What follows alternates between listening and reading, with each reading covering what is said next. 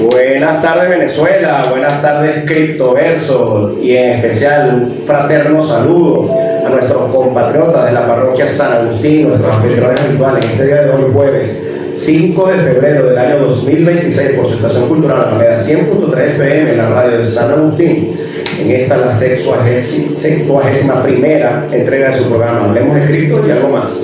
Presentado por los controles Carlos Fajardo, la dirección de la estación Javier Madrid, @ el Javi de la Salsa, mi Wimate, el economista Stanley Brito, y quien les habla el criptoentusiasta Humberto Quevedo. Nuestros contactos en X, @ Radar Económico 2, @ HQevedo46, @ CryptoLandB, CryptoLand en Instagram, por el @CryptoLand.bzla, ahora con el canal en inglés de CryptoLand en @CryptoLand.en. Y asimismo en Instagram tenemos Hablemos de Cripto y algo más, el canal homónimo. Estamos en TikTok Live a través del HQevedo46.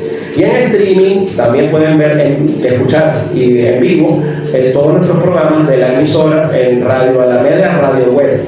Radio Alameda, Radio Web es el canal streaming de la emisora Radio Cultural Alameda 100.3 FM. En cabina tenemos los teléfonos 0212-716-5934 para sus comentarios, preguntas, sugerencias, etc. Y en YouTube, a través también del canal homónimo Hablemos de Cripto y algo más, donde lo invitamos a suscribirse y pulsar las campanitas de notificaciones. Ahí están los programas, cada uno de nuestros episodios, nuestras entregas, quedan allí colgadas, por supuesto en diferido, editadas para su disfrute con la tranquilidad y la comodidad de su hogar.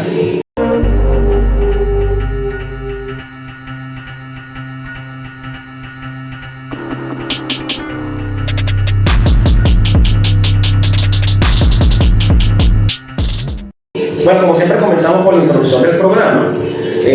Siempre le queremos decir a nuestros oyentes, sobre todo los que se conectan por primera vez, tal vez no nos conocen, sobre cuál es el tema central. Que nosotros aquí nos enfocamos en educación financiera e introducción en la criptoeconomía.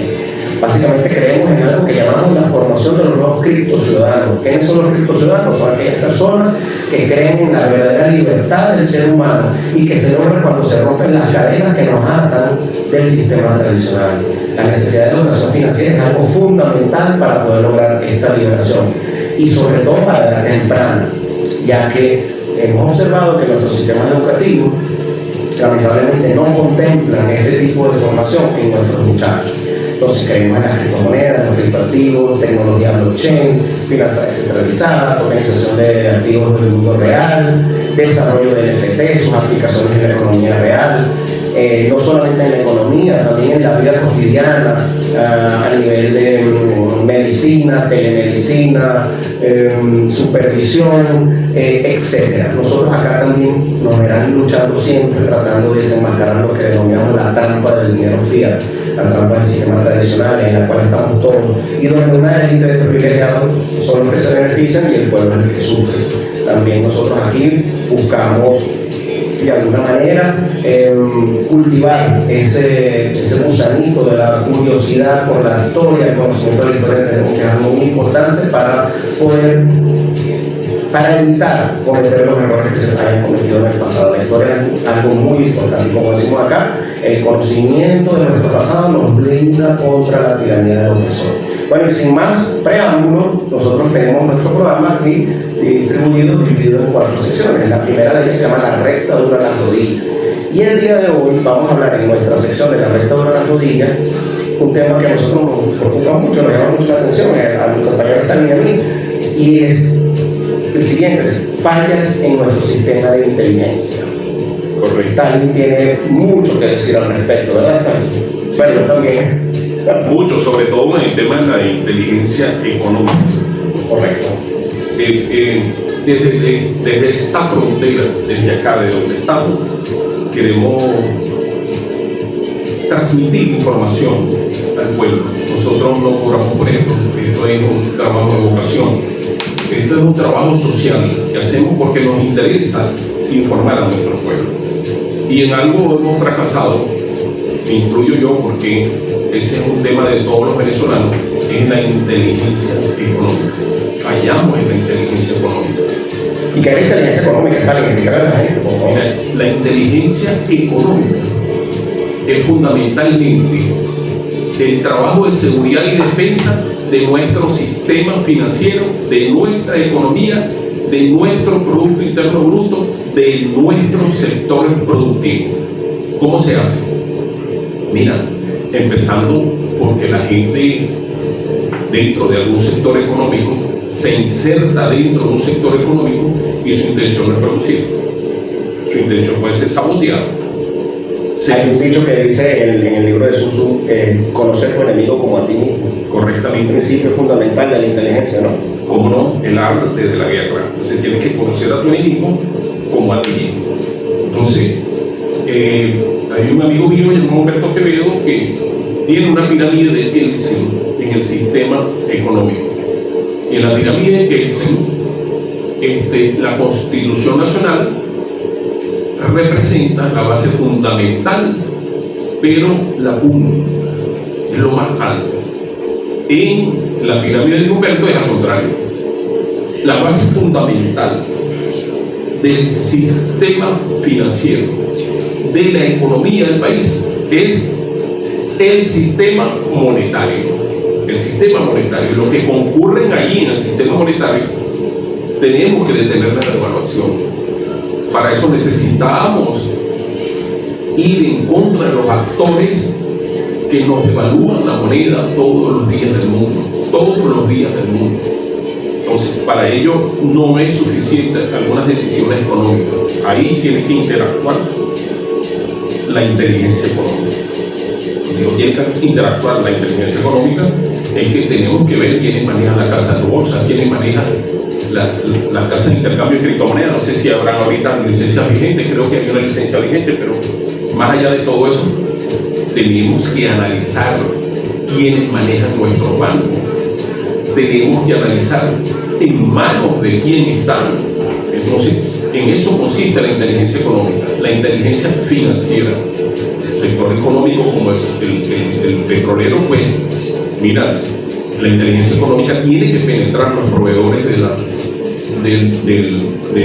la industria petrolera, tiene que penetrar nuestros principales clientes, sea quien sea nuestro cliente. Nosotros tenemos que mantener el país, tenemos la obligación de financiar los servicios públicos, la educación, la salud, el alumbrado público, las carreteras, el asfaltado, y tenemos que ir a una fuente de ingresos. Nosotros tenemos nuestra principal fuente de ingresos, que es el petróleo.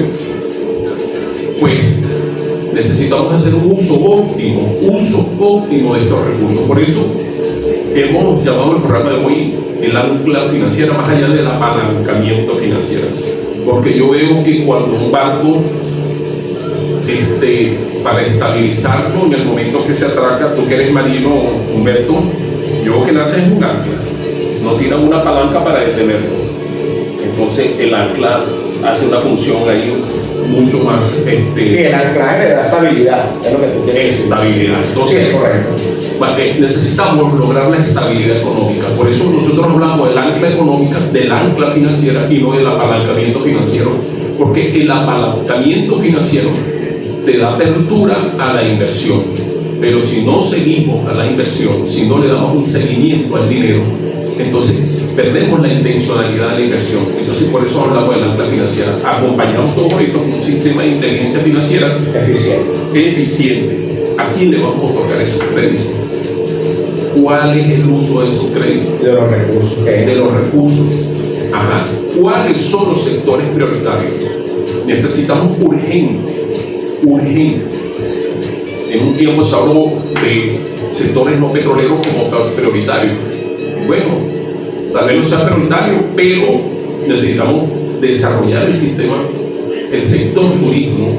Necesitamos desarrollar un sistema financiero eficiente y efectivo, menos engorroso, con mucho menos burocracia, porque, oye, mira, si bien es cierto que tú tienes un desarrollo y has ido a pulmón tratando de desarrollar un proyecto y lo llevas al 70%, entonces vas a solicitar un crédito y tienes que actualizar una auditoría, porque te piden una auditoría reciente, tienes que pagar un contador público para que haga un flujo de caja proyectado, un economista te lo hace también, un flujo de caja proyectado.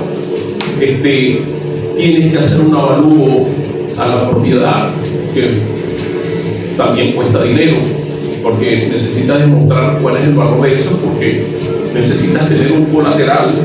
Ahora mismo los bancos están utilizando la fianza solidaria, pero es costoso el crédito, y más allá de que es costoso, porque te piden una maleta de papel, hermano, que se hace demasiado burocrático, que al final los créditos los terminan beneficiándose personas que, unas pocas personas que pueden cumplir con estos requisitos y que a lo mejor son los que menos los necesitan, porque ahora la banca fue diseñada para darle dinero a quien tiene dinero, porque son los que tienen colaterales, porque son los que tienen... Hablando del sistema tradicional, porque si nosotros nos vamos al sistema financiero descentralizado, saben que eso es totalmente... Por eso apoyamos el sistema financiero descentralizado. Por eso es que proponemos que haya no una sustitución de un sistema por el otro, no, sino de una incorporación, de una coexistencia de ambos sistemas para beneficio del pueblo, con un Estado supervisando y regulando esto, tomando, no digamos el control, porque no me gusta esa palabra, pero sí tomando las riendas de regular. Pues sí, como no, el Estado tiene la obligación de regular. De regular el sistema tal que funcione de acuerdo a los intereses que tiene el mismo Estado y para la nación como un todo. Porque ¿cuál es el problema, Stanley? Y eso de repente más adelante, por ahí yo puse algo en los temas, en los siguientes cortes vamos a hablar un poco de eso. Que esto es un tema donde lamentablemente, bueno, somos seres políticos, es inevitable, o sea, no podemos decir, no, yo soy totalmente apolítico, como decía antes la Constitución, que los militares eran personas apolíticas, obedientes y no deliberantes. Eso no es así, eso es falso, porque todos tenemos una noción política de la vida como tal, ¿no? Más, lo que hay que tener cuidado es que en la politización de un tema, porque normalmente ese fenómeno lo que conduce es a desvirtuar el concepto original para lo cual nace el mecanismo o el sistema. En este caso nosotros hablamos de las criptomonedas acá, muchísimo hablamos de las criptomonedas. Entonces, lo que nosotros no queremos, los criptoentusiastas que no somos de ahorita, por eso te estaba diciendo hace rato al principio, mira, nosotros ya tenemos este programita hecho los pendejos, ya casi 7 años haciendo este programa, ¿verdad? Y nos escucharán, a lo mejor, no nos escuchará mucha gente, pero los que nos escuchen sabrán que estamos aquí hablando de esto hace mucho tiempo, y los que nos conocen. Entonces llegan unos políticos vivos, a última hora, a querer tomar el tema de las blockchain, de las criptomonedas, etcétera, para hacer de esto un tema de una campaña política, un tema electorero, si se quiere. Claro. Cuando en realidad lo que nosotros queremos es que este sistema se use para traerle beneficio a la nación, al país, al pueblo. Tema de oportunidad, o sea, van a aprovechar la oportunidad, pero aquí nosotros insistimos en la tecnología blockchain, porque en la tecnología blockchain, lejos de ser el motor de las criptomonedas, actúa como un sistema contable digital inmutable, verificable, controlable, auditable, inmutable. Claro, para la banca tradicional esto significa pasar, por eso tú hablabas de finanzas descentralizadas, porque esto significa pasar de un sistema cerrado lento a una red transparente y eficiente, y además de eso muchísimo menos costosa, Y cuando hablo de eficiente es que yo le puedo proponerle a cualquier empresario que maneje importaciones cuánto dura una transferencia de Bank of America al CIRAPAN de Suiza, que tiene que navegar a través del sistema SWIFT y a través de un banco corresponsal. Dígame el tiempo en que le va a llegar ese dinero al CIRAPAN de Suiza. Necesito que lo analicen y lo vean para que entiendan que a través de la tecnología blockchain eso tarda segundos, minutos. Es más, ya hay bancos que están utilizando la red de Ripple, XRP, sí, para transferir dinero en masa. O sea, ya hay bancos que están asumiendo la tecnología blockchain. La recomendación que siempre damos desde este programa es asumir la tecnología blockchain, porque con un tema de control del dinero, con un tema de control del dinero, que cualquiera borra un asiento contable, hermano. pero aquí no lo puedes borrar, porque es inmutable, no se puede borrar, es imposible que borren un asiento físico. Adoptar la tecnología, pero también es muy importante y hay que recalcar siempre el proceso de formación. ¿Por qué? Porque si nosotros no formamos a los individuos desde las bases, desde el pueblo, a las mismas autoridades que van a estar, que forman parte del Estado y que van a interactuar con los sistemas financieros nuevos, que nazcan, que nacen, o que ni siquiera que nazcan, porque ya nacieron, o sea, que renazcan después de todo esto, después de toda esta, digamos, revolución, si se quiere, que de los acontecimientos recientes, digámoslo así. Nosotros tenemos que tomar de las experiencias pasadas los errores que se hayan cometido. Por eso decimos también al principio siempre la importancia del conocimiento de nuestro pasado, de la historia y del pasado reciente, o sea, de 2020, de 2021, de 2022. O sea, qué errores se cometieron allí, porque con tecnología blockchain, con el Estado venezolano a la cabeza o a la vanguardia, pero se cometieron errores, hay que reconocerlo. Se cometieron muchos errores. Entonces, esos errores, esos personajes, esos elementos ya fueron sacados del sistema. Perfecto. Y están pagando sus penas por aquellos que cometieron. Pero nosotros no podemos quedarnos con eso. No podemos decir, bueno, porque como ellos cometieron unos errores, ya nosotros no vamos a olvidar del tema cripto. Nosotros Estado, hablando como Estado. Y entonces ahora que lo tome la oposición como una bandera política. No, porque entonces vamos a caer en un problema, porque un sector de la vida del país, político, por cierto, minoritario, como ese sector, que lamentablemente promovió todas las situaciones sobrevenidas que ocurrieron recientemente, que fueron los verdaderos culpables, tal vez no los artífices, pero los promotores de eso, porque sin el apoyo de ellos nunca debió haber ocurrido lo posterior. Entonces ahora ellos se abroguen para sí la bandera de que ellos son los criptoentusiastas de este país, y no es verdad.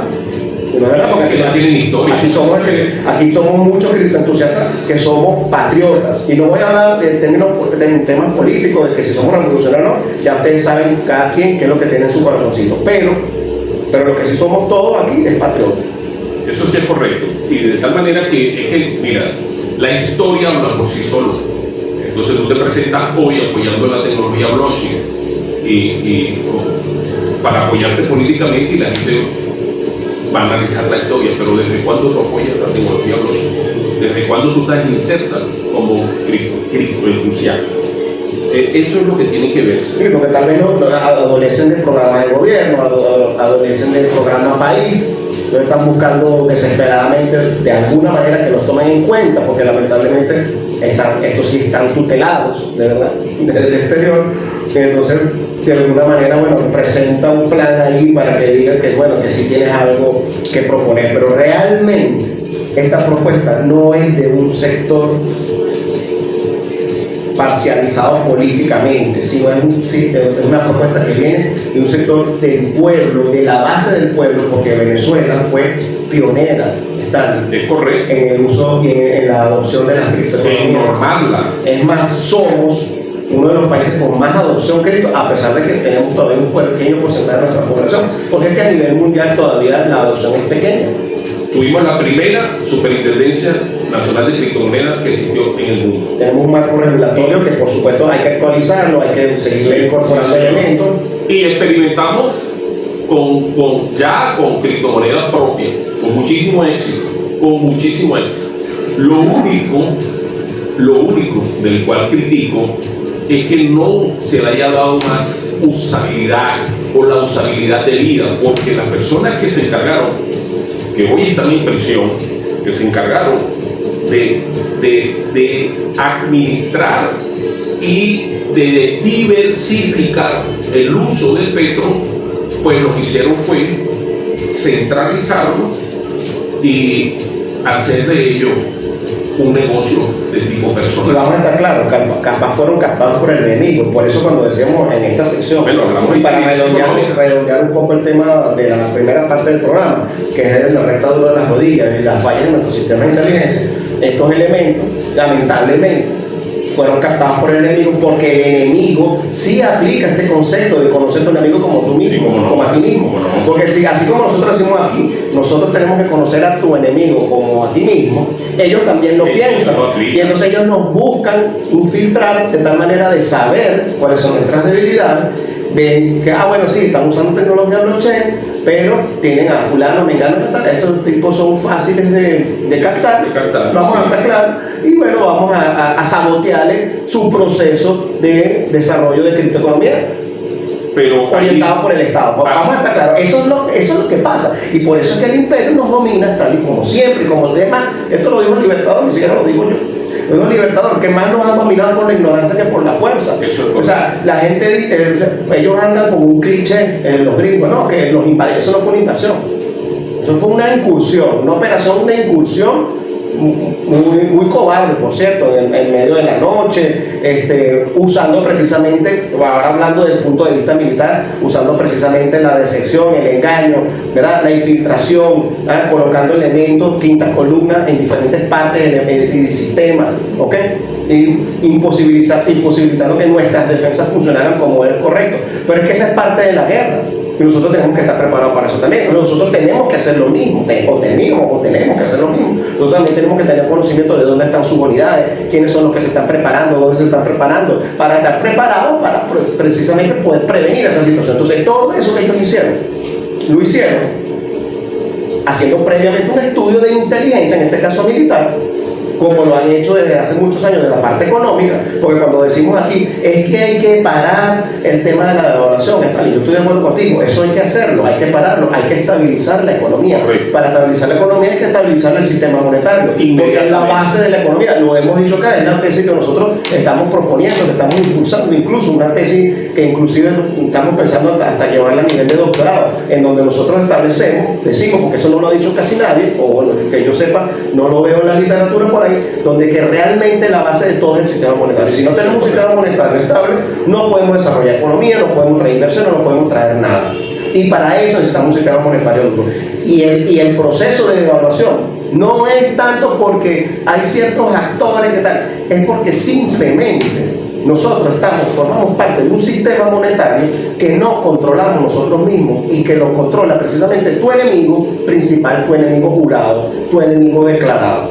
Entonces, porque si no, porque tenemos el Bolívar, sí, pero el Bolívar es un sistema fiat que está interconectado con el sistema internacional que lo domina tu enemigo. Entonces, esa parte es fundamental. Entonces, si tú cortas al sistema nacional del sistema internacional, lo matas, y al matarlo produce que el sistema colapsa, y colapsa de la forma como lo vimos. Pero es que aquí hemos hablado de un sistema más eficiente, más efectivo, que funciona en tiempo real. Tú ahorita, te invito a cualquier empresario que haga un CELE, haga un CELE ahorita de $500 para una cuenta en Europa. Se me ocurre a mí pensar en cualquier banco de Europa, el Bilbao Vizcaya, y ese CELE sale en $45. $45. Transfiera cualquier criptomoneda, stablecoin, como dice mi amigo Humberto, yo le digo stablecoin porque yo hablo español, entonces y eso cuesta 0.20. Entonces, primero es que es mucho más eficiente, y segundo, que es mucho más económico, es mucho más efectivo en la transferencia en tiempo real, y es mucho más económico. Entonces estamos hablando de un sistema que es mucho más económico, mucho más eficiente. ¿Por qué no asumirlo? El tema es que tú tengas el control. Entonces, ahora mismo, el tema referencial de nuestra moneda, o entonces tendríamos que asumir otro tipo de moneda, porque es que el tema referencial de la moneda es que hoy, en función del dólar, no tengo el precio ahorita del USD, pero mañana va a tener otro precio, y pasa mañana otro precio. Entonces, es una cadena, un juego, en la cual nos están ganando la partida. No quiero hablar de guerra, ni siquiera de batalla. Nos están ganando la partida porque sí han hecho inteligencia económica y conocen nuestras debilidades, conocen nuestro punto de inflexión, atacan el punto de inflexión, y que nosotros no hemos determinado cómo reaccionar ante, esto es una cuestión demasiado delicada. Por eso lo vamos a hablar en la segunda parte, tal, porque ya tenemos que hacer un corte. Precisamente la segunda parte, que vamos a entrar en el tema principal del programa del día de hoy, la ancla financiera, vamos a desarrollar esos aspectos. Vamos a un corte, Carlos, y ya volvemos. Bueno, el tema del día de hoy dijimos que era ancla financiera. Después que tuvimos una ardua primera parte del programa, nos pasamos unos cuantos minutos en la sección de la rectadura, hablábamos del sistema de inteligencia, de las fallas de nuestro sistema de inteligencia general, pero más particularmente nos interesaba el de la parte económica. Bueno, y Stalin explicó muy bien cómo estos sistemas de inteligencia venezolanos tienen que hacer un trabajo arduo para realmente incorporarse en la vida nacional. ¿Okay? Ahora bien, una vez que nosotros conseguimos o entendemos pues, que hay que tener un sistema de inteligencia integral, nacional, que contemple la inteligencia financiera o económica, así como también la inteligencia militar, etcétera, etcétera, etcétera, la contrainteligencia militar, porque estamos claros que estamos amenazados y esa amenaza quedará ahí latente por, bueno, yo diría que hasta el fin del imperio. Acuérdate que el programa anterior se llamaba El Imperio Contraataca, ¿te acuerdas? El episodio anterior lo llamamos así. Ahora bien, nosotros tenemos que entender que nosotros tenemos que seguir trabajando por nuestro lado en estabilizar nuestro proceso económico. Y para eso, entonces, el tema de la ancla financiera. Y bueno, efectivamente, como decía Stalin, nosotros hace algún tiempo hemos estado genuinamente preocupados por un aspecto que nosotros vemos que es como que los sistemas educativos, formativos en las áreas económicas, en general, no solamente en Venezuela, yo digo que a nivel mundial, adolecen de este tipo de conceptos que, les repito, esto es algo que yo, digamos, que surge de mi inquietud, ¿verdad? Y de un análisis que hago en comparación de los diferentes sistemas monetarios que actualmente se pueden identificar en la economía mundial. Y entonces nosotros definimos algo que se llama la pirámide económica, en donde, como bien dice Stalin, la base es un poco atípica porque nosotros colocamos en la base, que es lo que le da, digamos, el sustento a toda la estructura, al sistema monetario. Arriba de este sistema monetario nosotros decimos, bueno, mira, arriba del sistema monetario, ¿qué viene siendo el sistema monetario? Bueno, todo el cúmulo de billetes, monedas, todo lo que circula, ¿verdad? Activos, ¿okay? Diferentes tipos de activos, etcétera. Todo lo que está circulando en una economía formaría parte del sistema monetario. Después tenemos el sistema financiero, que es el que te permite interconectar a las personas haciendo los intercambios para poder, para que ese flujo monetario, digámoslo así, circule por la economía. Y arriba de todo esto, de este sistema monetario, por cierto, el sistema financiero tiene una función importantísima, que es la de la intermediación financiera, que la ejerce básicamente la banca. ¿Okay?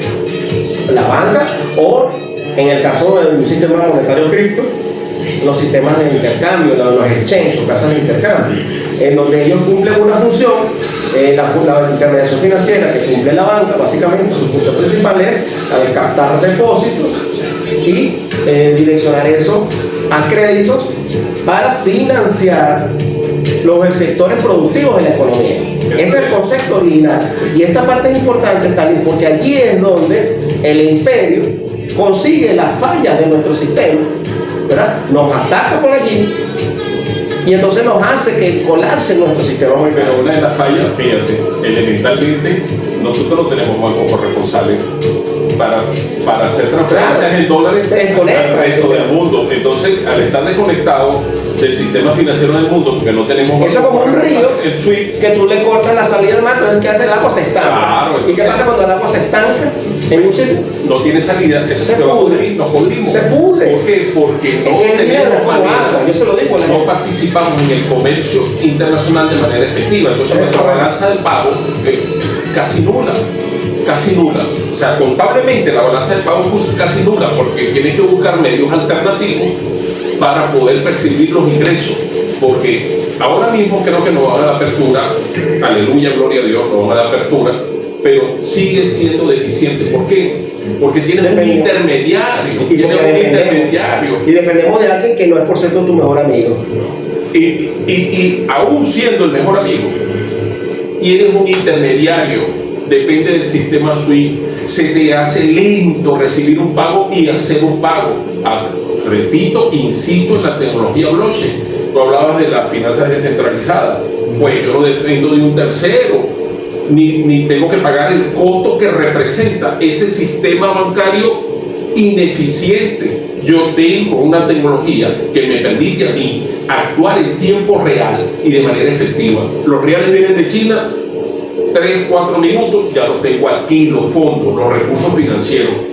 No tengo que demorar, porque en el tiempo el dinero tiene un precio, según el tiempo. El dinero como mercancía tiene un precio. De hecho, los bancos cobran una tasa de interés si te dan un préstamo, y ese es el precio del dinero. Y pagan una tasa de interés si me guardan mi dinero, porque ese es el precio del dinero. El apalancamiento financiero es necesario, pero hemos hablado del ancla financiera, porque no es suficiente el apalancamiento financiero con la cultura que tenemos nosotros. El Estado debe seguir, si tenemos fondos que van a ser colocados en el sector privado, para eso existe la inteligencia económica, hermano, para hacer un seguimiento, para que esos proyectos se concluyan. Ya tenemos demasiadas obras inconclusas, tenemos demasiados proyectos inconclusos, ya llegó la hora. Para que la economía sea realmente productiva y evitar el exceso de financiarización, que es un fenómeno lamentable que tiene el sistema fiat de Stalin. Porque precisamente, y por eso que yo digo que es lo de la importancia de fortalecer el sistema monetario. O si tú tienes un sistema monetario robusto, es decir, ¿qué llamamos nosotros un sistema monetario robusto? Para que la gente lo entienda. Vamos a explicar. ¿Qué pasa con el bolívar? ¿Cuántos bolívares hay? ¿Cuántos bolívares existen? Si yo te hago esa pregunta, Elida, ¿tú sabes cuántos bolívares existen? No. Pero si sabes cuántos bitcoins hay, porque ya más o menos has estudiado, ¿verdad? Sabemos que hay un número limitado, ¿verdad? Máximo 21 millones. ¿Qué te dice eso? Máximo 21 millones, porque hay unos todavía que no han sido mineralizados. O sea, que no han sido denominados, no han sido acuñados. Sí, no se han apuñado la palabra. Ese es un término financiero. Sí. El término minería es un término, una adaptación que usamos nosotros. Y eso es un coloquio, que nosotros ya tenemos que hablar técnicamente. Exacto, entonces. Y los que se han perdido, Stalin, porque esa es otra. Hay mucha gente que tenía Bitcoin al principio, que se murió y no le dio la clave a la mujer. Ajá. Y se perdieron esos bitcoins. Eso está correcto. ¿Ya? O los que se les echó a perder la wallet y no tenían anotada la clave. Claro, hay gente que se ha muerto y tenía dinero en un banco y no le llegan a 2.000, señores, que su esposo se murió, aquí tiene el teléfono, no se pierde. Eso lo roban los banqueros. Sí, pero tienes un derecho, ¿no? Pero en el caso de Bitcoin no, porque es una red totalmente descentralizada. Sí. Entonces, ¿qué pasa? Es un sistema monetario deflacionario. ¿Por qué? Muchos economistas, sobre todo los tradicionales, los que yo llamo los dinosaurios, con el perdón de los dinosaurios, ¿verdad? Dicen, no, pero es que el sistema tiene que ser inflacionario, porque yo tengo que emitir dinero cuando yo necesite financiar ciertas cosas en mi economía. Ese es el concepto. Mi amiga Ana, que es profesora de economía, que fue wingman mío por mucho tiempo en este programa, ella me decía, no, pero es que es necesario Ya, un momentico. Tú me estás diciendo que tú tienes que imprimir dinero para financiar cosas. Quiere decir que tú vas a crear deuda para poder crear riqueza. Yo considero que eso no está muy bien desde el punto de vista de la lógica de la que es la economía. Si nosotros basamos la economía, porque eso se llama financiarización de la economía, es decir, yo no tengo el dinero, pero yo voy a inventar dinero y voy a construir esa autopista con dinero prestado. Pero realmente estás creando riqueza así. Bueno, tú sabes que los Estados Unidos, ellos generan riqueza mediante endeudamiento y tienen una deuda impagable. Claro, y ahora, ¿cuál va a ser el resultado de eso? Ahorita cuando esa deuda no se pague y ellos inventen cualquier cosa para no pagarla. Por cierto, si nos vamos al contexto geopolítico internacional, de ahí podemos encontrar muchas de las explicaciones de por qué estamos pasando lo que estamos pasando. Pero fíjate que hablaste de inflación y de inflación, y eso es importante que nuestro pueblo de San Agustín entienda y en general, todos los que nos ven en TikTok y en general que nos vean. La deflación, al contrario de la inflación, es que mediante la inversión, por eso insistimos que hay que hacer un seguimiento de la inversión para que ese financiamiento se traduzca en bienes y servicios, porque esos bienes y servicios que se insertan en el mercado van a un mercado de competencia que va a generar deflación. ¿Por qué? Porque va a regular los precios. El mercado es regulado y vamos a lograr deflactar en el sentido de que entonces los precios tienden a bajar. por el volumen de productos que coexisten en el mercado. Entonces, las economías inflacionarias, que es lo que hemos vivido, lo está explicando Humberto, que hemos vivido la economía inflacionaria. ¿Por qué? Porque tenemos la cultura del gasto, más no la cultura de la inversión. Entonces, con la cultura del gasto genera inflación, una inflación indetenible. La única forma de detener la inflación es mediante un nuevo modelo, y aquí estamos planteando un nuevo modelo. Estamos pidiendo pues, que se amplíen los canales de inteligencia económica para que la inversión del Estado, vaya un saludo a la hermana Delcy Rodríguez, que está haciendo su mayor esfuerzo, pero tiene que el dinero que está el Estado colocando en la banca privada tiene que ir a los sectores necesarios. Aquí hay sectores que deben ser desarrollados. El turismo, nosotros con esa inmensa riquezas naturales no desarrollamos el turismo. Bueno, una cuota de ese dinero. Hay países que viven específicamente y no tienen la ventaja que tiene Venezuela. No tiene la ventaja. Entonces, generan ingresos a través del turismo. Nosotros es hora que desarrollemos el turismo, pues pero que se haya la consecución del objetivo. Mira, si esta persona tiene unas textileras, se le dio, cuando hablo de personas naturales o jurídicas, o sea, en un sentido general. Esta empresa es una empresa textilera, produce uniformes, se le da el financiamiento, pero más atrás hay que seguirlo a que logre el objetivo de colocar en el mercado los bienes y servicios para lo cual el Estado, en medio de un sacrificio de su finanza, le va a llevar un financiamiento, pero tiene que colocar los productos en el mercado, y ahí ya empezamos a deflactar. Por eso es importantísimo pues, que tú hayas traído a la mesa esa conversación en cuanto a lo que es inflación y deflación. Es correcto. Y bueno, entonces, y para cerrar el tema de la pirámide, que nos desviamos un poquito, pero ya creo que entienden por qué fue el desvío o la desviación, es que en el tope de esa pirámide tenemos al resto de los elementos de la economía normal, de la economía, incluye los elementos propios de la economía como las personas. El elemento fundamental de la economía somos las personas. Nosotros somos, cuando hablamos del mercado, ¿qué no somos el mercado? Nosotros mismos, las personas, los que compramos y vendemos. Solo que en un momento determinado, en un mercado tú puedes ser comprador y en otro momento eres vendedor. Cuando vas al supermercado eres comprador, pero si tú de repente en tu trabajo es vender carros, en ese momento eres un vendedor. Entonces, y el producto que estás vendiendo es carro, ¿me entiendes? Entonces, esa parte de la economía es lo que va en la cúspide de esta pirámide. Entonces, como se dan cuenta y se pueden visualizar, si lo están haciendo, una pirámide que tiene, digamos así, 3 segmentos, y tienes la base el sistema monetario. Si tú tienes un sistema monetario que colapsa, que es débil, que es flaco, que es vulnerable a ataques externos, etcétera, etcétera, obviamente el resto de la economía no va a funcionar. Por eso que nosotros hablamos de pirámide económica y le damos como que esa inversión a lo que sería tradicionalmente lo que los abogados llaman la pirámide de Kelsen, donde tienen a la Constitución, que es la base de todas las leyes de un país, lo tienen en la cúspide de la pirámide. Nosotros acá no, nosotros decimos en esta especie de pirámide invertida económica, digo, no, el sistema monetario. ¿Y para qué decimos esto? Es para que el Estado, para que las personas, para que los ciudadanos tomemos conciencia de que lo más importante, y yo creo que la presidenta está súper clara en eso, sí, y me lo demostró cuando ella, lo primero que dijo es, vamos a estabilizar, bueno, no dijo, hizo. Las primeras acciones que hizo fue buscar estabilizar el sistema monetario. Claro, un sistema monetario que sabemos que parte de una deficiencia original, que es un sistema fiduciario, que está conectado a un sistema fiduciario que no controlamos. Pero sabiendo de que tenemos el mecanismo de las criptomonedas en paralelo, que puede ayudar a alimentar, si se quiere, y de hecho tú lo ves en el mercado venezolano, ¿está? Porque ¿qué alimenta el mercado cambiario venezolano? El mercado cambiario venezolano es una ecuación de 2 variables solamente, bolívar y dólar. No, la gente tiene que saber esto, está. Sí, aquí, claro. en las primeras 2 semanas, después de los eventos del 3 de enero, y cuando la presidenta tomó posesión, aquí se evidenció una drástica reducción en el tipo de cambio. Pero no había dólares en el mercado. Entonces, como tú explicas, no había. Y tú y yo sabemos que no había. Y entonces, ¿cómo tú en un mercado donde el activo que estás cotizando es escaso, cómo en una situación de escasez de dicho activo, el activo baja de precio?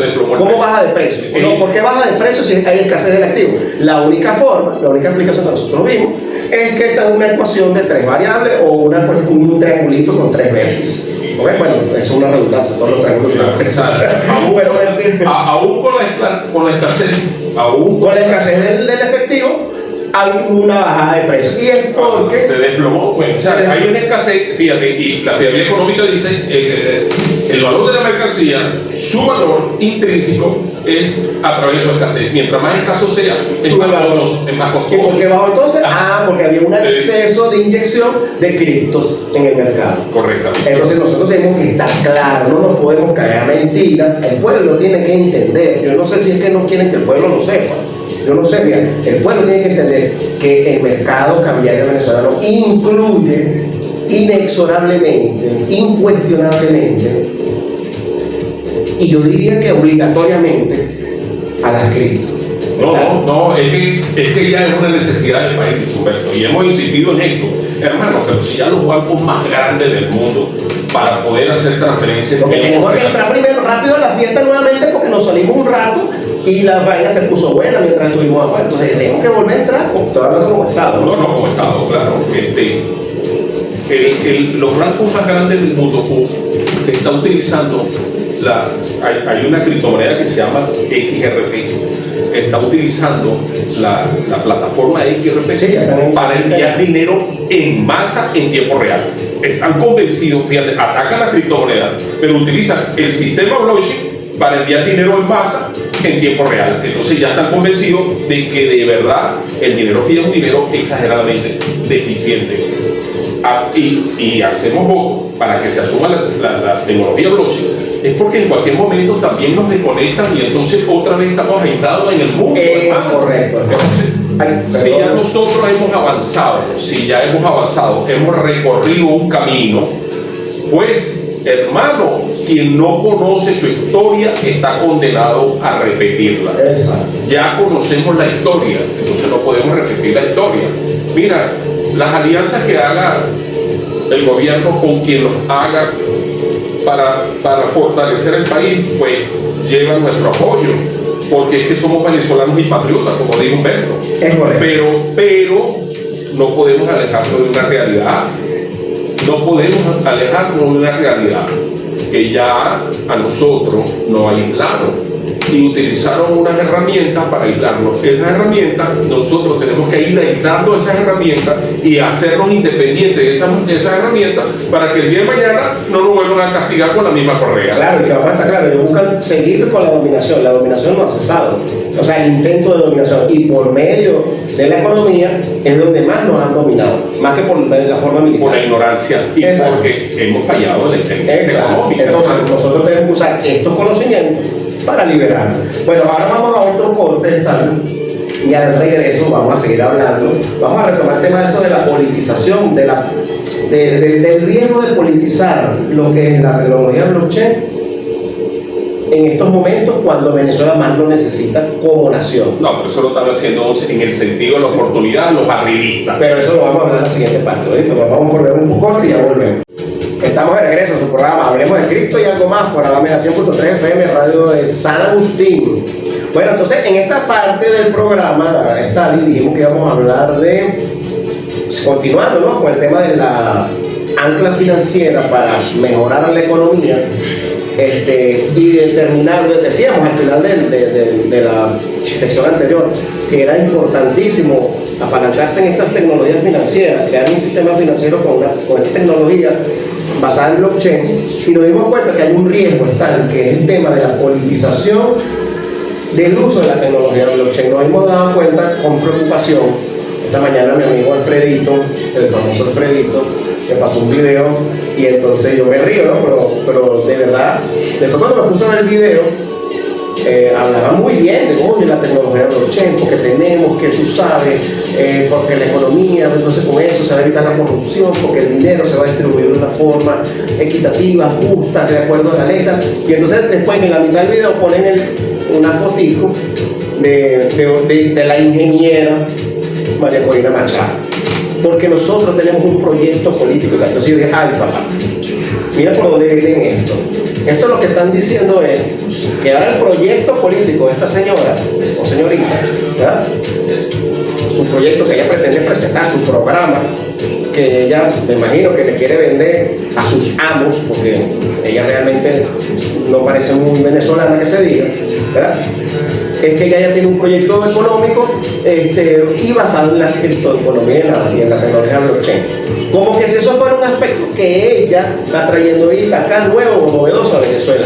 Como si el Estado venezolano no tuviera en el plan de la patria, yo no sé si esa señora sabe, que en el plan de la patria 2025-2031, pero más allá, en el 2018-2025, en ese plan de la patria, está inmerso el estudio, el uso de la criptoeconomía, de la tecnología blockchain, en varios aspectos de dicho plan, está incorporado, porque el Estado venezolano en algún momento en su análisis estratégico dijo, mira, nosotros necesitamos de alguna manera reforzar nuestro sistema monetario. O sea, se sabe en la teoría, esto que estamos diciendo no es desconocimiento del Estado. Entonces hay unos factores políticos que están ahora queriendo usar esto como una cuestión politiquera, hermano, y eso a mí me preocupa. No, pero a mí realmente no me preocupa y te voy a decir por qué. Porque en el principio de 2021, estamos hablando hace 5 años atrás, por eso te digo que tú tienes que tener una historia para poder basarte, tener basamento en cuanto a tu proyecto. Entonces te explico. En el 2021, a principios de 2021, aquí se creó una superintendencia de criptomonedas y en abril del 2024 salió la legislación que regula no solo la criptomoneda, regula el uso y regula la apertura de las cuentas en las exchange que tiene que cumplir con el KYC, así dice mi amigo Humberto, un hombre español, digo KYC, y el tema de conocer a su cliente, y no solamente conocer al cliente, sino conocer a sus empleados y cumplir con una normativa internacional en cuanto a legitimación de capitales. Es una norma verdaderamente que cumple con las 40 recomendaciones del Grupo de Acciones Financieras, del Consejo de Seguridad, de eso que llaman Organización de Naciones Unidas, que esa, la creación de la organización es una letra muerta, eso no tiene incidencia para nada. Pero más allá de todo eso, desde el 2021, ya en Venezuela se creó una legislación para la regulación de las casas de intercambio de criptomonedas y de su uso. O sea, eso, aquí tuvimos el Petro lamentamos. Tuvimos 13 casas de intercambio. 13 casas de intercambio. En su momento, y después tuvimos 2 el año pasado. Mi llamado a las autoridades a quienes tienen en sus manos el otorgamiento de las licencias de casas de intercambio de criptomonedas es que tienen que generar más licencias de casas de intercambio de criptomonedas y diversificarlas. Claro, como te digo, tienes que conocer la historia y ahí es donde prela de verdad una buena inteligencia económica para ver a quién le están otorgando esas. Claro, el Estado no puede perder su papel regulador. No puede perder el papel del regulador y el Estado no puede perder su papel dentro de lo que es el sistema financiero y la prevención del saboteo. La prevención, porque una licencia de criptomoneda, para yo agarrar los listines de todo el que se me registre ahí y utilizado como sistema de información o aporte de información a inteligencia de otros países, bueno hermano, tú estás saboteando el sistema. Por eso es que tienes que saber quién eres tú para otorgarte una licencia. Oye, pero si tú le pides un registro mercantil, tú le pides la identificación plena con fotocopias de la cédula, RIF y broma. ¿Para qué piden esos papeles? No investigan esos papeles, tienen que investigar esos papeles y saber quiénes son esas personas. Mire, ¿quién va a ser su oficial de cumplimiento? Su oficial, fulano, no, mira, él tiene un histórico aquí, sí, vale, esta persona tiene un histórico aquí como oficial de cumplimiento. Que tienes que saber quién es el inversionista, de dónde salen los fondos, estos fondos salen de quién, de dónde salen y quién es este señor. Bueno, pero es que no podemos otorgar licencias a ciegas. Entonces, si otorgamos licencias a ciegas, tal vez por amiguismo, no sé por qué razón, mira, vamos a estar fracasados siempre. Claro. No, y muy importante, cuando hablamos de Estado regulador, es diferenciar algo que nosotros los criptoentusiastas a veces criticamos, pues, porque se confunde la función reguladora o regulatoria con la función policial. la inquisidora. Okay. Y eso nosotros lo vimos en el primer momento cuando se designaron las autoridades de la primera SUNACRIT. Tú ves que, bueno, cuál es el currículum del superintendente. Entonces, bueno, resulta un tipo que estudió criminalística o criminología, una cosa así. O sea, creo que fueron estudios penitenciarios. Imagínate tú. Entonces, o sea, eso es el perfil que tú quieres al frente de una institución que va a regular el tema cripto de tu país. No, pero ponte tú que haya sido, bueno, sí está bien, no, el tipo estudió estudios penitenciarios, pero tiene esta cantidad de años trabajando con criptomonedas. Bueno, mira, el tipo conoce criptomonedas y sabe cómo se gerencia. Pero eso es solamente un elemento, pero fíjate, yo vuelvo y insisto, el Estado regular, ¿qué significa? Mira, nosotros tenemos una constitución y universalmente están los derechos del hombre, la declaración universal de los derechos de la humanidad, que tal y que son. Tenemos derechos básicos como por ejemplo el libre tránsito, la libertad de expresión, etc. Y sí, es verdad, tenemos derecho al libre tránsito, todos los venezolanos tenemos derecho al libre tránsito. Pero eso significa que si yo llego al semáforo ahí en la avenida, ahí en Plaza Venezuela, y la luz está en rojo, como yo tengo derecho a libre tránsito, yo puedo... Violar el derecho de yo me como la luz, porque yo tengo derecho a libre tránsito. No, ¿verdad que tú te tienes que parar? ¿Y quién te para la luz roja? ¿Y quién puso la luz roja ahí? El Estado. O sea, el Estado te está regulando tu derecho.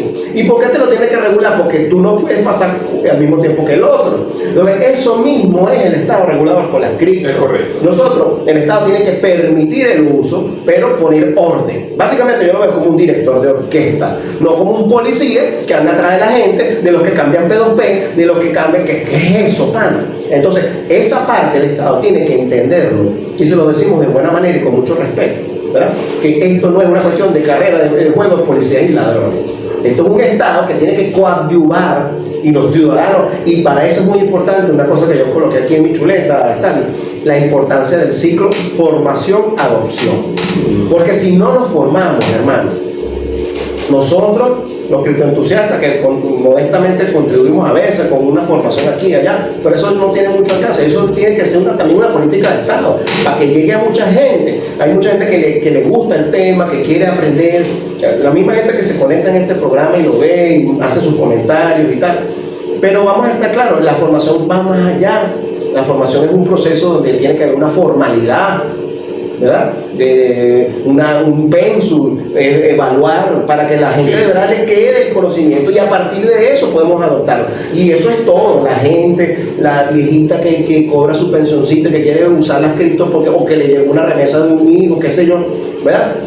Pero también los funcionarios públicos que están al frente de las instituciones que van a ayudar a que esto camine, hermano. Claro, no pueden criminalizar, no pueden criminalizar a aquellos que usan la tecnología blockchain. La persona que hace un peer-to-peer con 40, 100 USDT y compra una criptomoneda y hace el intercambio por moneda fiat, no lo puede criminalizar, porque en realidad, fíjate una cosa, lo más fácil que hay, créemelo, que tú agarras y le das en la parte superior derecha en el portal de Magna, y ahí dice historial, en el inicio de la parte superior derecha, historial, y van a ver todas las transacciones que tú has hecho. Entonces, si la cadena de bloque te genera un histórico de todo lo que le has hecho, eso no va a estar oculto, eso es una operación oculta, eso no es una operación oculta, no lo puedes criminalizar. Si tú estás interesado en investigar a la persona, mira acá, vamos a ver tu historial aquí. Pero hay que formar a la gente y explicarle, mira, qué cosas se pueden hacer, qué cosas no se pueden hacer, porque hay cosas que no se pueden hacer.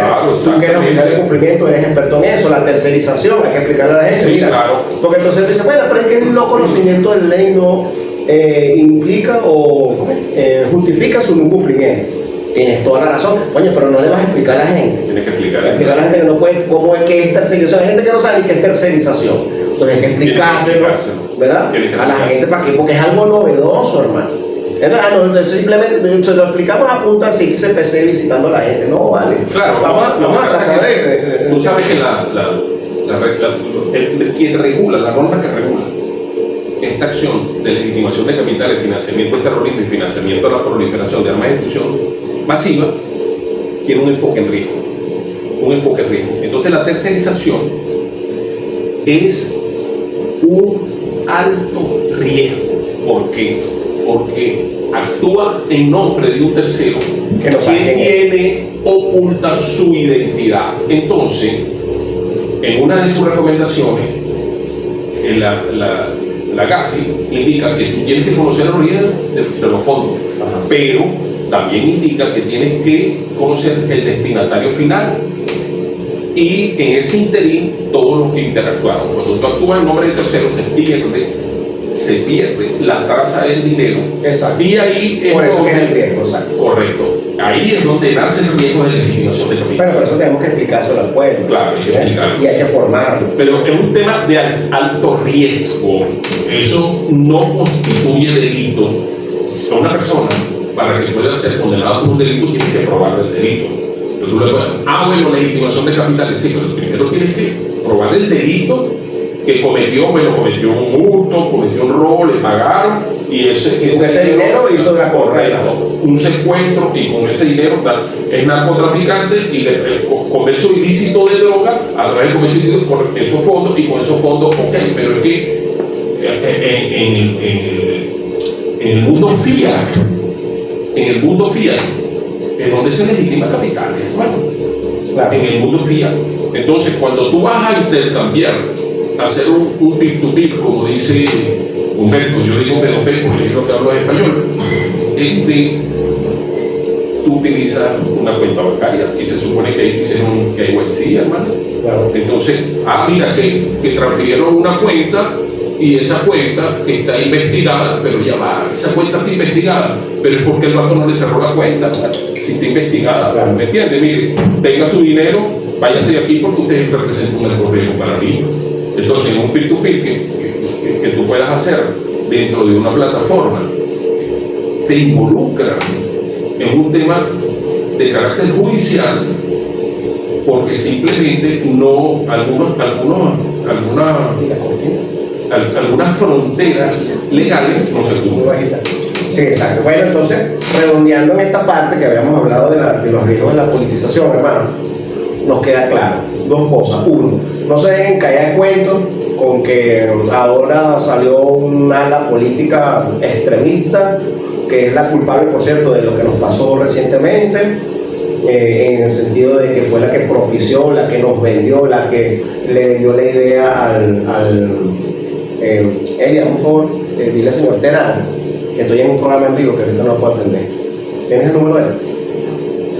Entonces,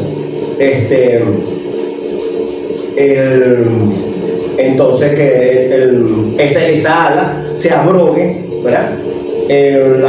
¿Cómo se dice? Vamos a decir el liderazgo, ¿okay?, de la adopción de la tecnología blockchain para resolver problemas de la vida económica de la nación. Esto es algo que viene de atrás, que hay un grupo bien identificable en Venezuela, de venezolanos, que nos autodenominamos criptoentusiastas desde hace muchos años, nos hemos agrupado hasta en asociaciones, etcétera, ¿verdad? Que venimos pregonando este mismo programa, ya tiene más de 7 años. Nos cansamos de hablar del tema de la adopción, de la formación de los criptociudadanos, del uso de la tecnología blockchain. Lo decimos en nuestra introducción, ya me lo sé de memoria, yo no sé ni por qué lo tengo escrito aquí, porque lo decimos de memoria. Entonces, que ahora que vienen unos politiqueros a venir a usar esto como cliché político, moca con eso porque las intenciones no son muy buenas que se digan. Y por el otro lado, que el Estado, sí, abogamos porque el Estado, porque el Estado, que es el regulador, que es el que tiene que tomar la batuta en todo esto, fomente la adopción a través de la formación también, a través de la creación de nuevas leyes, de la restitución del ente regulador, que está definido incluso con una ley constitucional para esto, que se llama SUNACRIP, y otra serie de medidas que tienen que tomarse para que entonces la adopción se haga de manera ordenada, tal, ¿ves? Eso es lo que nosotros creemos. Entonces, bueno, vamos ahora al último corte del programa, y en el regreso también, bueno, vamos como siempre a dar, además de las conclusiones, nuestras propuestas de solución, hablar un poquito más sobre el tema de la inteligencia económica, todo esto que nosotros conocemos como sistema centralizado, descentralizado. Vamos a hablar un poquito de eso y bueno, y concluimos el programa del día de hoy. ¿Te parece? Pero eso después del corte. Ok, correcto. ¿Está Carlito por ahí? ¡Carlos! Bueno, creo que Carlos no se fue, entonces Carlos nos dejó por ahí. Eso que tuvo una emergencia. Entonces vamos a seguir con el programa. Vamos a seguir con el programa.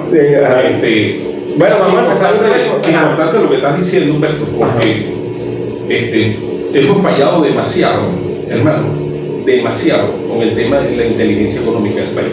Y hemos fallado demasiado porque nos ha penetrado el sistema monetario, el sistema bancario, el mundo bursátil. Fíjate que la acción bursátil en Venezuela está persímula.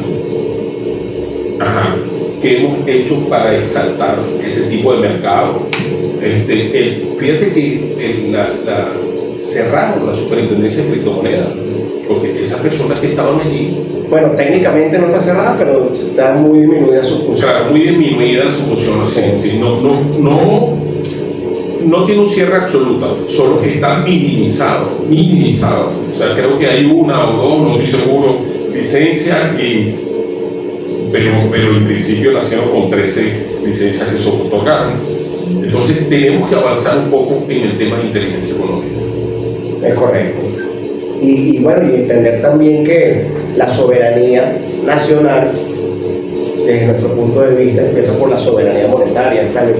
Si nosotros, vamos a estar claros, si nosotros, nuestra situación económica hubiese sido otra, es poco probable que el imperio hubiese podido lograr su objetivo de la forma como lo logró acá en nuestro país, en el pasado reciente, ¿verdad? Triste, porque... Entonces, nosotros, o sea, si bien es cierto que, por supuesto, ellos son los responsables de lo que hacen, ¿no? Y cada quien es responsable de lo que hace, y la historia lo juzgará a estas personas que estuvieron al frente de esa situación, en ese ataque vil, contra nuestro pueblo, que por cierto ellos le hacen mucha publicidad a ciertos hechos históricos en su país ha sido protagonista.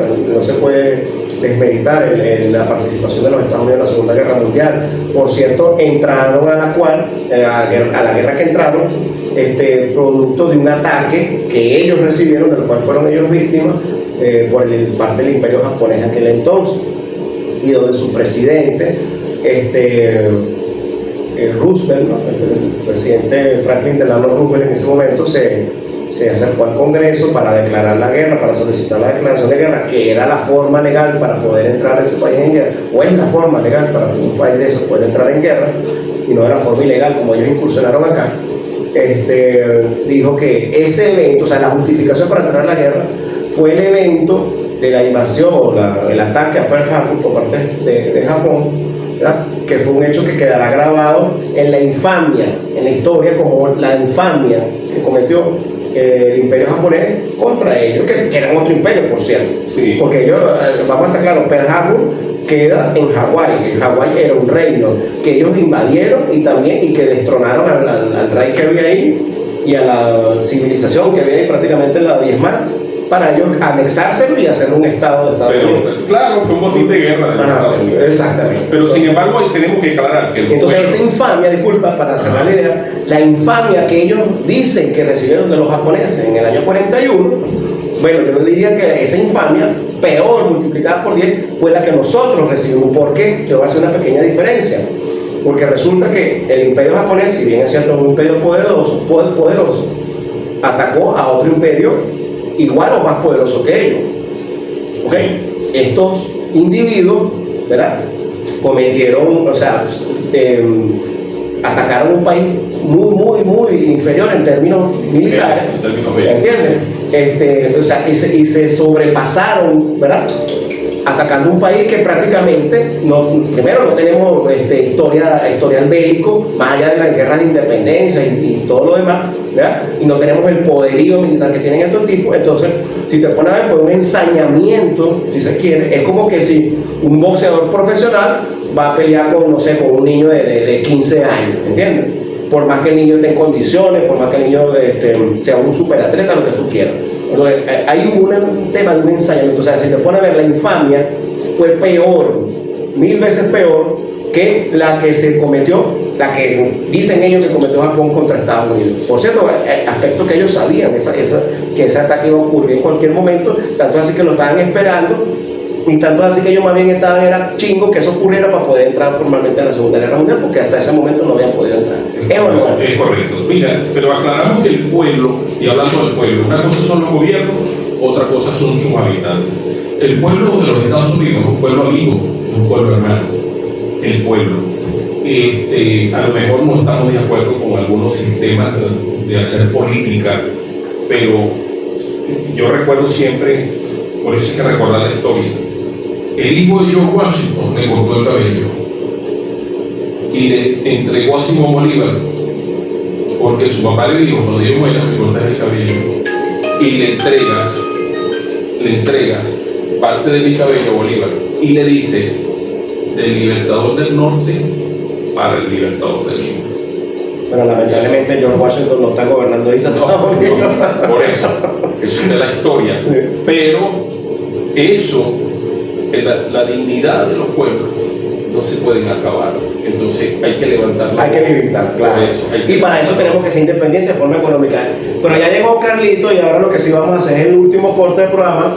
Carlos, el último corte del programa, y enseguida volvemos con el cierre y las conclusiones, ¿te parece? Sí. Bueno, esta última parte del programa está, ya para concluir. Ya habíamos hablado de la inteligencia económica, habíamos hablado del ancla financiera como una propuesta de solución a la mayoría de los problemas económicos que tiene el país. ¿Cómo podemos redondear todos estos dos conceptos y darle a la gente como que una idea redonda, para el término, a ver redundancia, que se pueda digerir fácilmente? Facilito. Lo ponemos en términos coloquiales. El apalancamiento financiero te empuja a que tú hagas. El ancla financiera te estabiliza. Por eso que estamos hablando no solo de apalancamiento financiero. ¿A qué se refiere el término apalancamiento financiero? Que yo te voy a dar un financiamiento para empujarte, te voy a financiar el capital de trabajo. ¿Qué es el capital de trabajo? Te financio la nómina, materia prima y todo tu flujo operativo. ¿Para qué? Para que tú arranques a producir. Pero llego hasta ahí. Nosotros estamos hablando del ancla económica. El ancla económica significa que no solamente te voy a dar capital de trabajo, te voy a dar la maquinaria, te voy a dar los equipos, te lo voy a financiar, la maquinaria, los equipos, pero además de eso, te voy a hacer un seguimiento para que tú llegues al producto final y coloques ese producto final en el mercado. Y evitar el exceso de financiarización, porque entonces hay un defecto ahí en el tema financiero, que fue el que identificamos cuando hablamos de la pirámide económica, que el mismo sistema financiero, FIAT, que está arriba del sistema monetario FIAT como tal, que es el que permite la interacción de todo el flujo del sistema monetario como tal, como está basado en deuda, el sistema monetario se basa en deuda, la impresión de dinero, ¿verdad?, para generar crecimiento en función de la deuda.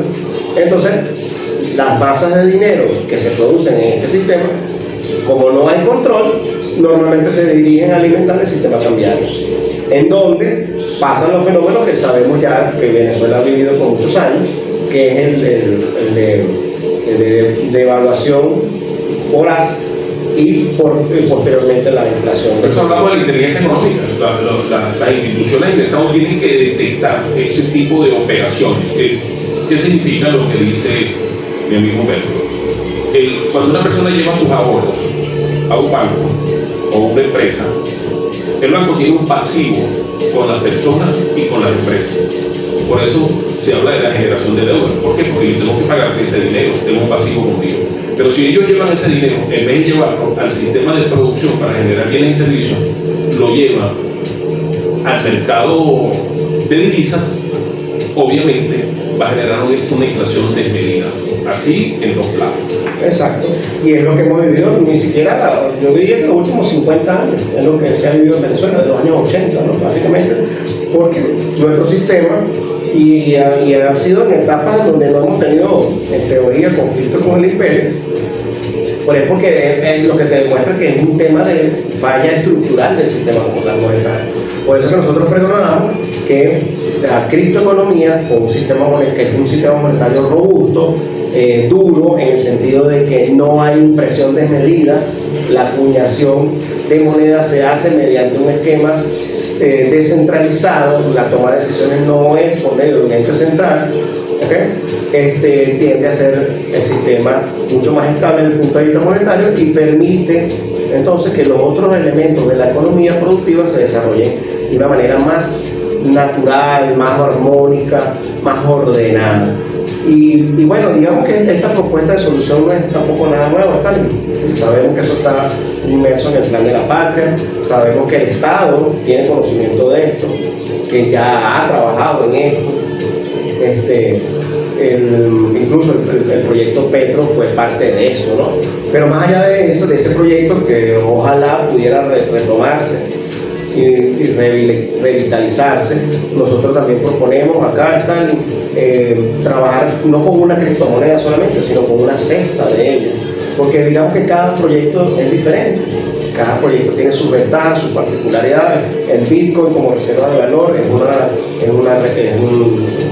es un proyecto bastante interesante. Tiene criptomonedas 100% fungibles como Monero, que las puede usar en un escenario donde tiene restricciones económicas con ciertas potencias, vamos a decirlo así. Tiene sistemas centralizados, stablecoin, que si quieres, digamos, usarlas como puente. Que tenemos aquí un invitado especial, un invitado de cuatro patas. Entusiasta también. Sí, un grito entusiasta. ¿Cómo es? Un gatico. El gato es criptoentusiasta, él no se pierde nuestro programa. Un felino, un grito entusiasta felino. Él no se pierde. Bueno, pero ponlo para que lo vean en TikTok también. Él no se pierde nuestro programa. Él está de acuerdo con la tecnología blockchain. Y cuando expresamos esto, pareciera que nos estuviese escuchando el es el doble de este. No sé qué le dieron al mío. Pareciera que nos estuviera escuchando el Chase Man, nos escucha el gato. O el tema de la tecnología blockchain. Verga, si me toca un poco los goles y cuando llegue a la casa, hermano. Sí. Mira, de tal manera, hermano, que lo que estás diciendo es tan cierto que podemos incluso utilizar plataformas que están a la disposición, como la plataforma de Tron, como la plataforma de Ethereum, para transar. Y no solamente como sistema monetario, también lo podemos usar, la blockchain se puede usar hasta para, bueno, todo el tema de contratos inteligentes, la tokenización de activos para lograr financiamiento de proyectos. Fíjate, la modernidad está en el hecho de avanzar en el tema tecnológico. Ya las acciones de papel eso no existen.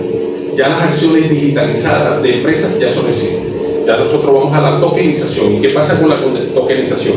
Que nosotros no necesitamos la intervención del dinero fiat, ni de banco, ni X instituciones o Y. No, a través de la tokenización es la inversión arbitraria de algunos interactuantes del mercado que van a invertir en un token que va a financiar un proyecto. Y esa es una fuente de financiamiento donde el Estado no agota sus recursos. Es correcto.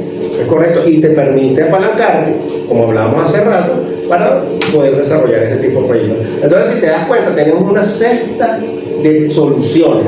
Hablamos hace rato de cesta de criptomonedas, pero también tenemos una canasta de soluciones, de posibles soluciones, que si se usan de manera ordenada, de manera organizada, bien estructurada, bien, sobre todo la parte formativa al comienzo, lo dijimos bastante, es posible que eso le traiga los beneficios que estamos esperando del pueblo venezolano. Bueno, el llamado es que otorguen unas 10, 15 licencias de cripto, de licencias de una exchange, se llama Casa de Intercambio de Criptomonedas en Venezuela. Son unas exchange para poder de verdad diversificar el uso de las criptomonedas, diversificar la tecnología blockchain para tener un mercado financiero efectivo y no dominante. Así es, hermano. Bueno, entonces yo creo que con esto podemos concluir el programa del día de hoy. Estamos ya acercándonos al final. Por ahí viene el próximo programa, los compañeros ya deben estar ahí preparándose. Entonces quiero, antes que nada, agradecerle a la gente de la Radio Cultural Alameda por su atención, por siempre estar allí presente. Agradecerle a nuestra audiencia, a todos la cantidad de personas que se conectaron el día de hoy aquí al TikTok, los que nos vean después en YouTube, en diferido, ahí lo tendremos en el programa editado. Ya que tengo una llamada aquí, a ver, terminarla. Y eso lo pongo en el estado, estoy en vivo, no me llamen, si es lo primero que hacen ahí. Bueno, me imagino que no leo el estado. ¿Ah? No, me están llamando ahí.